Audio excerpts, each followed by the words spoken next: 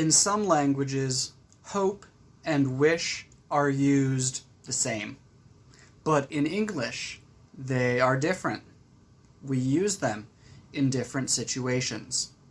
So in this video, I'm very quickly going to explain the difference between hope and wish. And then we're going to look at some of the different ways that we can use hope. I'm not going to talk about wish too much in this video because I want to keep it short, but I will make another video in the future where we focus more on wish.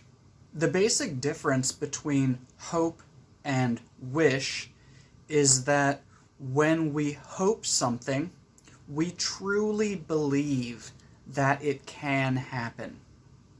When we wish something, we believe that it's probably not going to happen. It's probably not very possible. So now let's look at the first way that we can use hope. We can use hope plus present simple. When we use hope plus present tense, it looks and it sounds like we're talking about the present, now. But we're not. We're actually talking about the future. It just looks like present tense because of the grammar. So here are two examples. I hope I win the race. I hope I pass the test.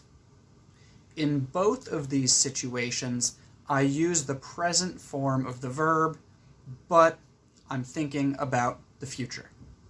You can also use hope to verb to talk about the future.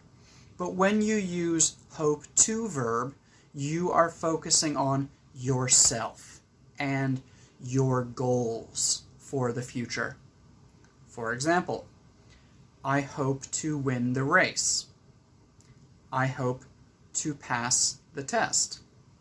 So I hope I and I hope to basically mean the same thing, but I hope to sounds more active and more positive. It sounds like you have a goal that you are focused on, and you are going to work hard for that goal.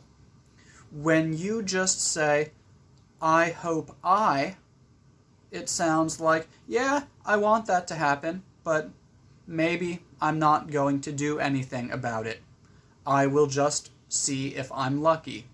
Also, when you use hope plus present simple, you can hope something for another person. For example, I hope she likes it.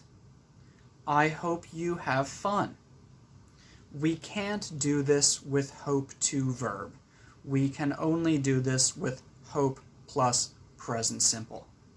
We can also use hope plus past tense to speak about something that finished recently, but we are not yet sure about the result.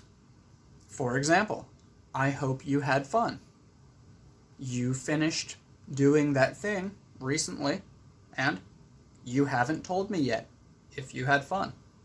I hope you had fun. I hope I said the right thing. I know what I said to her, but I'm not sure if it was the best thing to say. We will find out soon. We will see if she is happy or if she's angry. But I hope I said the right thing. And yes, there are a few other ways that you can use hope, but I wanted to keep this video short, so I gave you the most common ways that we use hope. I hope you enjoyed this video, and I hope you watch my next video about wish when I make it in the future.